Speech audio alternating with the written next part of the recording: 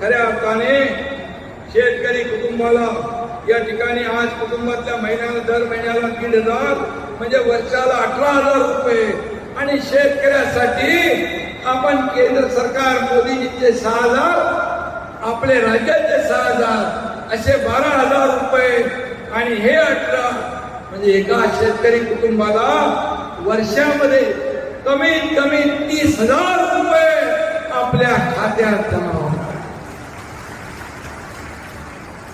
हे काम आपल्या सरकारने केलं. एका कुटुंबात माझ्या 2 बहिणी पात्र असतील तर 48,000 रुपये मिळतील आणि हा देखील ऐतिहासिक निर्णय आहे.